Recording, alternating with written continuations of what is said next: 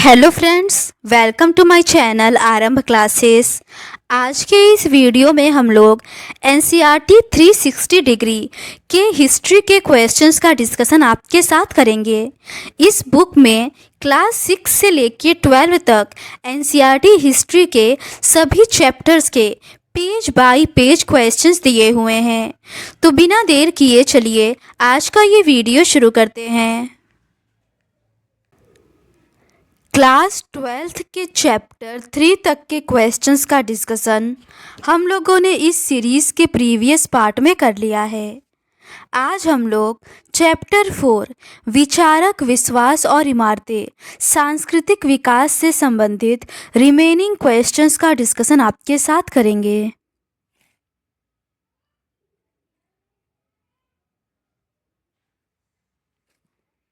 Question number 29 है, धार्मिक परंपराओं से जुड़ी हुई सबसे प्राचीन मूर्तियां किसकी थी? इसका सही आंसर है ऑप्शन सी, जैन तीर्थंकरों की। धार्मिक परंपराओं से जुड़ी सबसे प्राचीन मूर्तियों में जैन तीर्थंकरों के उपासकों द्वारा बनाई गई मूर्तियां भारतीय उपमहाद्वीप के कई हिस्सों में पाई गई हैं। अगला प्रश्न है, इतिहासकारों ने बुद्ध के जीवन के बारे में जानकारी कैसे एकत्र की? इसका सही आंसर है ऑप्शन सी, चरित्र लेखन के माध्यम से। बौद्ध ग्रंथों का बहुत परिश्रम से संपादन, अनुवाद और विश्लेषण किया गया है। इतिहासकारों ने उनके जीवन के बारे में चरित्र लेखन से जानकारी इकट्ठी की। इनमें से कई ग्रंथ बुद्ध के जीवन काल से लगभग 100 वर्षों के बाद लिखे गए। इनमें इस महान धर्मोपदेशक की याद को बनाए रखने की कोशिश की गई थी। अगला प्रश्न है, निम्नलिखित में से कौन सा कथन सही है? पहला है, बुद्ध की शिक्षाएं केवल भारत में प्रचलित रहीं। दूसरा है, बुद्ध के जीवन की जानकारी उनके समकालीन शासकों की लेखनी से मिली। तीसरा है, बुद्ध की शिक्षाओं को संरक्षित करने के लिए बौद्ध ग्रंथों का संपादन, अनुवाद और विश्लेषण किया गया। इसका सही आंसर है ऑप्शन बी, केवल तीसरा कथन सही है। बुद्ध उस युग के सबसे प्रभावशाली शिक्षकों में से एक थे। सैकड़ों वर्षों के दौरान उनके संदेश पूरे उपमहाद्वीप में और उसके बाद मध्य एशिया होते हुए चीन, कोरिया और जापान, श्रीलंका से समुद्र पार कर म्यांमार, थाईलैंड और इंडोनेशिया तक फैले। बौद्ध ग्रंथों का बहुत परिश्रम से संपादन, अनुवाद और विश्लेषण किया गया है। इतिहासकारों ने उनके जीवन के बारे में चरित्र लेखन से जानकारी इकट्ठा की। इनमें से कई ग्रंथ बुद्ध के जीवन काल से लगभग 100 वर्षों के बाद लिखे गए। इनमें इस महान धर्मोपदेशक की याद को बनाए रखने की कोशिश की गई थी।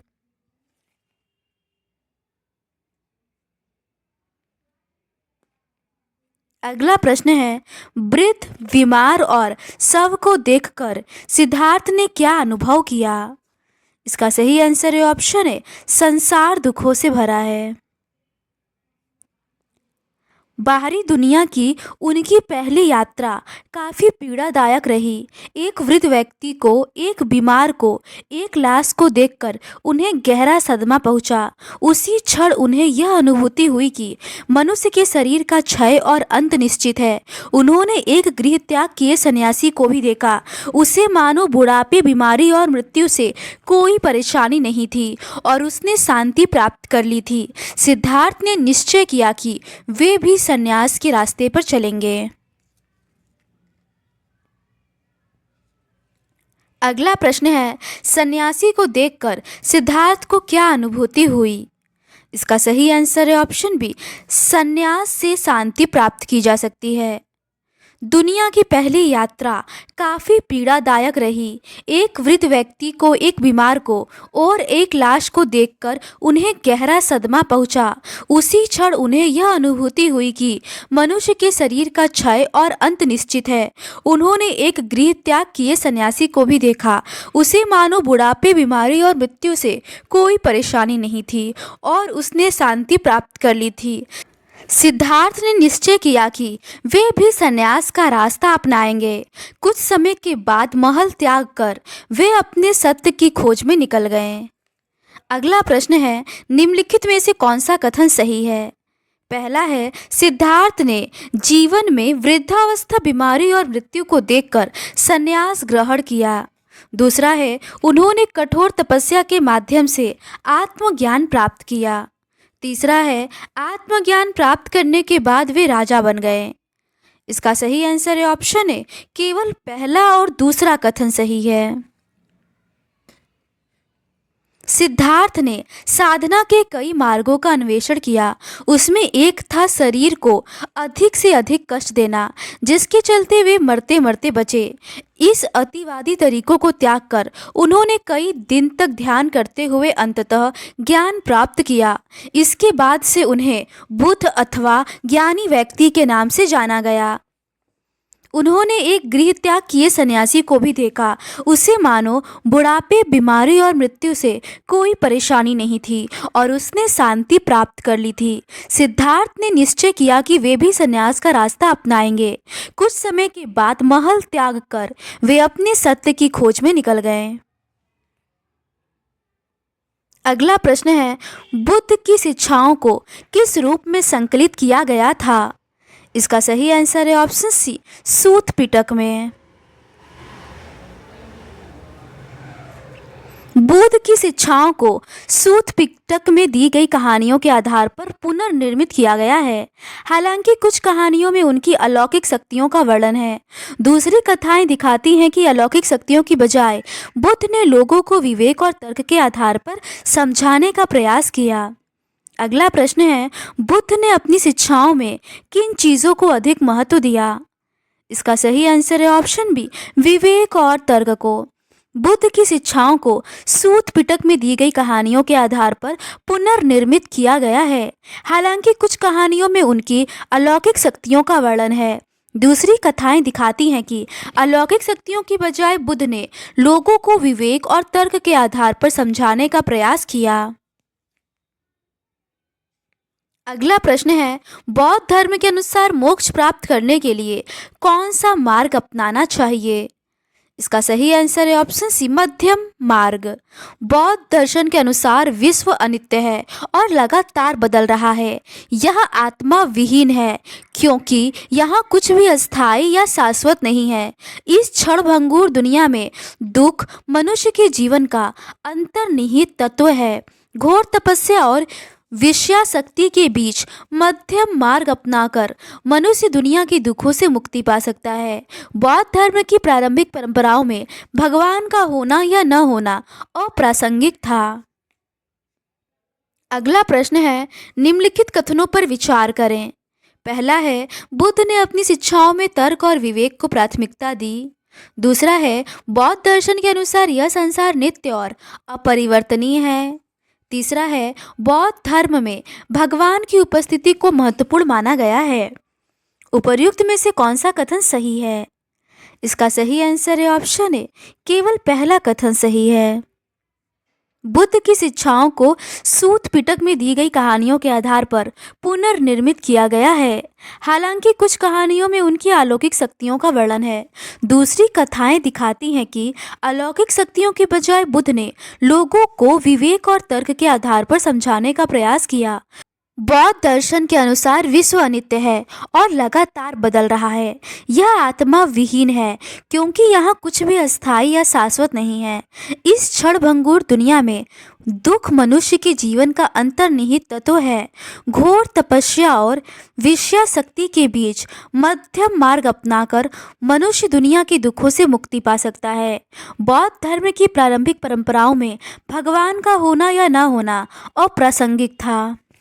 अगला प्रश्न है, बुद्ध ने राजाओं और गृहपतियों को किस गुण को अपनाने की सलाह दी? इसका सही आंसर है ऑप्शन बी, दयावान और आचारवान होना। बुद्ध मानते थे कि समाज का निर्माण इंसानों ने किया था, न कि ईश्वर ने। इसीलिए उन्होंने राजाओं और गृहपतियों को दयावान और आचारवान होने की सलाह दी। ऐसा माना जाता था कि व्यक्तिगत प्रयास से सामाजिक परिवेश को बदला जा सकता है। अगला प्रश्न है, बुद्ध के अनुसार सामाजिक परिवेश को किस प्रकार बदला जा सकता था? इसका सही आंसर है ऑप्शन बी, व्यक्ति के व्यक्तिगत प्रयास से। बुद्ध मानते थे कि समाज का निर्माण इंसानों ने किया था, न कि ईश्वर ने। इसीलिए उन्होंने राजाओं और गृहपतियों को दयावान और आचारवान होने की सलाह दी। ऐसा माना जाता था कि व्यक्तिगत प्रयास से सामाजिक परिवेश को बदला जा सकता था। अगला प्रश्न है, बुद्ध ने जन्म मृत्यु के चक्र से मुक्ति के लिए किस पर बल दिया? इसका सही आंसर है ऑप्शन सी, व्यक्ति केंद्रित हस्तक्षेप और सम्यक कर्म पर। बुद्ध ने जन्म मृत्यु के चक्र से मुक्ति, आत्मज्ञान और निर्वाण के लिए व्यक्ति केंद्रित हस्तक्षेप और सम्यक कर्म की कल्पना की। निर्वाण का मतलब था अहम और इच्छा का खत्म हो जाना, जिससे गृह त्याग करने वालों के दुख के चक्र का अंत हो सकता था। बौद्ध परंपरा के अनुसार अपने शिष्यों के लिए उनका अंतिम निर्देश था, तुम सब अपने लिए खुद ही ज्योति बनो, क्योंकि तुम्हें खुद ही अपनी मुक्ति का रास्ता ढूंढना है। अगला प्रश्न है, बुद्ध के शिष्यों को भिक्षु क्यों कहा जाता था? इसका सही आंसर है ऑप्शन सी, वे अपने जीवन यापन के लिए दान पर निर्भर थे। धीरे धीरे बुद्ध के शिष्यों का दल तैयार हो गया, इसीलिए उन्होंने संघ की स्थापना की। ऐसे भिक्षुओं की एक संस्था जो धम्म के शिक्षक बन गए। ये श्रमण एक सादा जीवन बिताते थे। उनके पास जीवन यापन के लिए अत्यावश्यक चीज़ों के अलावा कुछ नहीं होता था, जैसे कि दिन में एक बार उपासकों से भोजन दान पाने के लिए वे एक कटोरा रखते थे। चूंकि वे दान पर निर्भर थे, इसीलिए उन्हें भिक्षुक कहा जाता था। अगला प्रश्न है, बुद्ध के प्रिय शिष्य आनंद ने बुद्ध को किस विषय में समझाया? इसका सही आंसर है ऑप्शन बी, महिलाओं को संघ में आने की अनुमति देने के लिए। शुरू में सिर्फ पुरुष ही संघ में सम्मिलित हो सकते थे, बाद में महिलाओं को भी अनुमति मिली। बौद्ध ग्रंथों के अनुसार बुद्ध के प्रिय शिष्य आनंद ने बुद्ध को समझाकर महिलाओं के संघ में आने की अनुमति प्राप्त की। बुद्ध की उपमाता महाप्रजापति गौतमी संघ में आने वाली पहली भिक्षुणी बनी। कई स्त्रियां जो संघ में आई वे धम्म की उपदेशिकाएं बन गई। आगे चलकर वे थेरी बनी, जिसका मतलब है ऐसी महिलाएं जिन्होंने निर्वाण प्राप्त कर लिया हो। अगला प्रश्न है, संघ में निर्णय लेने की प्रक्रिया कैसे होती थी? इसका सही आंसर है ऑप्शन बी, बहुमत से बातचीत के माध्यम से। बुद्ध के अनुयायी कई सामाजिक वर्गों से आए। इसमें राजा, धनवान, गृहपति और सामान्य जन, कर्मकार, दास, शिल्पी सभी शामिल थे। एक बार संघ में आ जाने पर सभी को बराबर माना जाता था, क्योंकि भिक्षु और भिक्षुणी बनने पर उन्हें अपनी पुरानी पहचान को त्याग देना पड़ता था। संघ की संचालन पद्धति गणों और संघों की परंपरा पर आधारित थी। इसके तहत लोग बातचीत के माध्यम से एक मत होने की कोशिश करते थे। अगर यह संभव नहीं होता था तो मतदान द्वारा निर्णय लिया जाता था। अगला प्रश्न है, निम्नलिखित कथनों पर विचार करें। पहला है, प्रारंभ में संघ में केवल पुरुषों को शामिल होने की अनुमति थी। दूसरा है, संघ में आने के बाद लोगों को अपनी पुरानी पहचान बनाए रखनी पड़ती थी। तीसरा है, बौद्ध ग्रंथों के अनुसार बुद्ध के प्रिय शिष्य आनंद ने बुद्ध को समझाकर महिलाओं को संघ में आने की अनुमति प्राप्त की। चौथा है, बुद्ध के अनुयायी कई सामाजिक वर्गों, जिसमें राजा, धनवान, गृहपति और सामान्य जन, कर्मकार, दास, शिल्पी सभी शामिल थे। उपर्युक्त में से कौन सा कथन सत्य है? इसका सही आंसर है ऑप्शन सी, पहला, तीसरा और चौथा कथन सही है। शुरू में सिर्फ पुरुष ही संघ में सम्मिलित हो सकते थे, बाद में महिलाओं को भी अनुमति मिली। बौद्ध ग्रंथों के अनुसार बुद्ध के प्रिय शिष्य आनंद ने बुद्ध को समझाकर महिलाओं के संघ में आने की अनुमति प्राप्त की। बुद्ध की उपमाता महाप्रजापति गौतमी संघ में आने वाली पहली भिक्षुणी बनी। कई स्त्रियां जो संघ में आई वे धम्म की उपदेशिकाएं बन गई। आगे चलकर वे थेरी बनी, जिसका मतलब है ऐसी महिलाएं जिन्होंने निर्वाण प्राप्त कर लिया हो।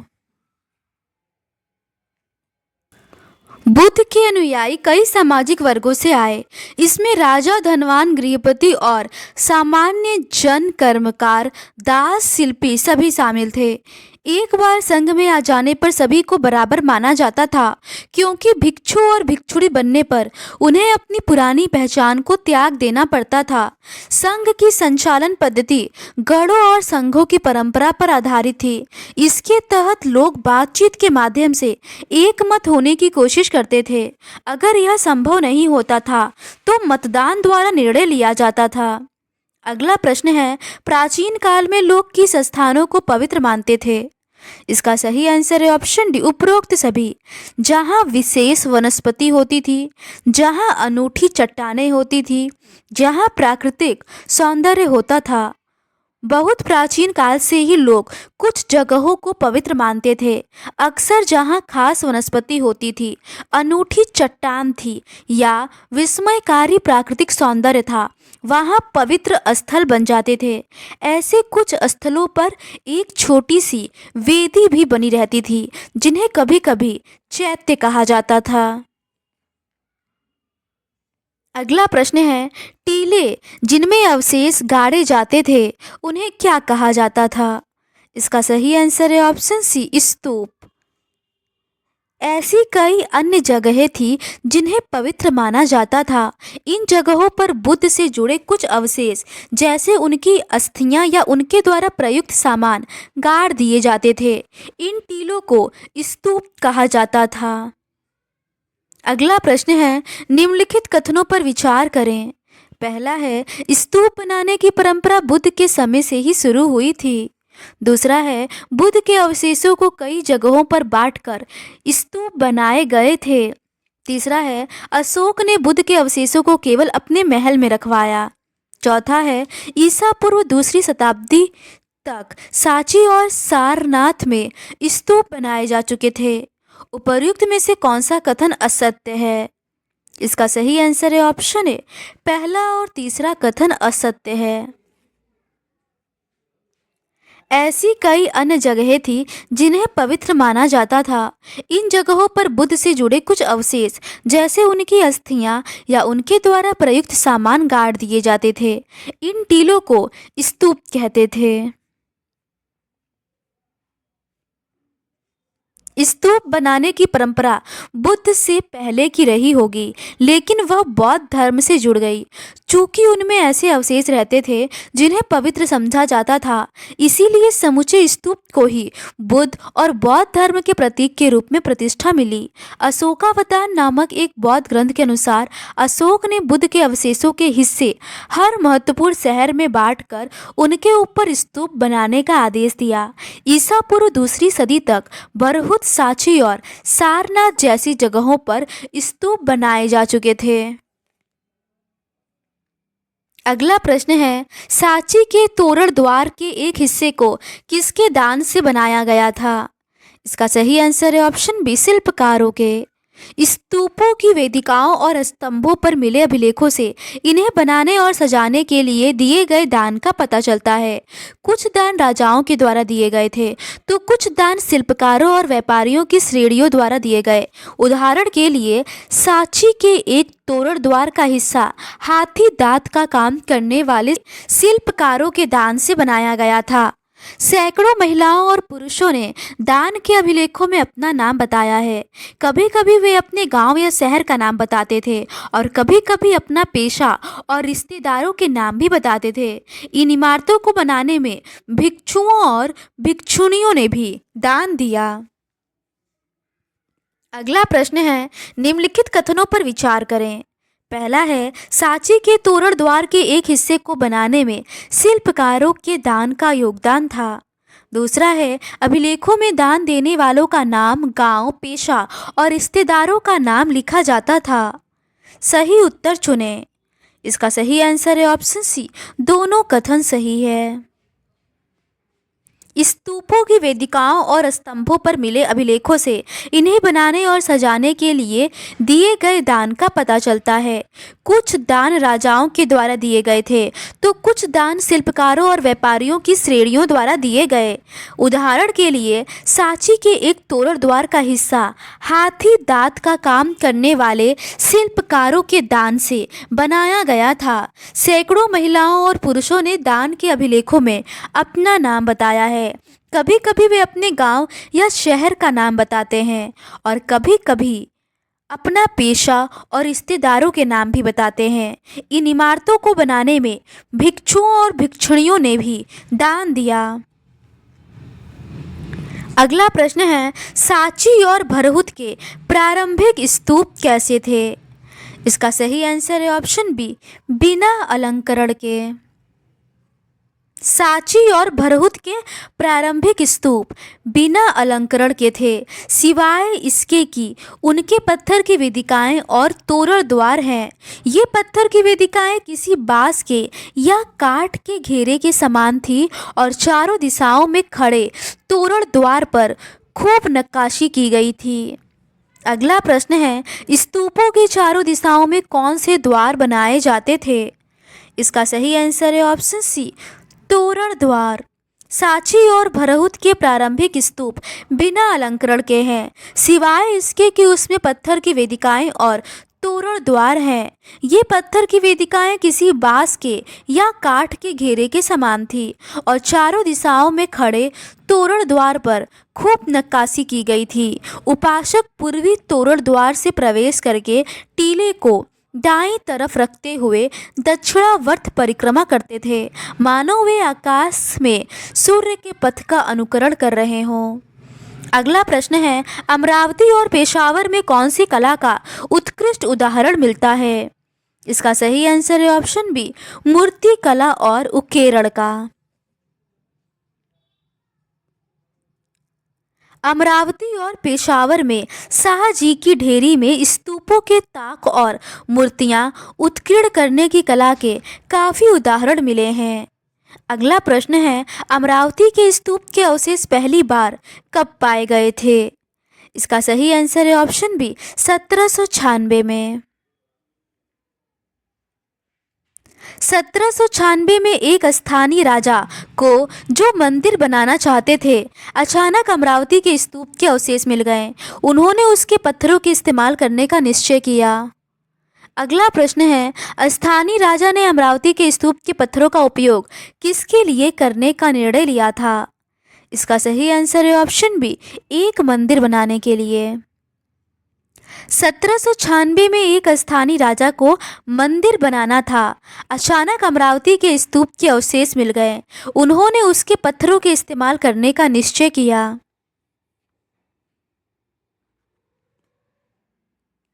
तो आज के इस वीडियो में बस इतना ही।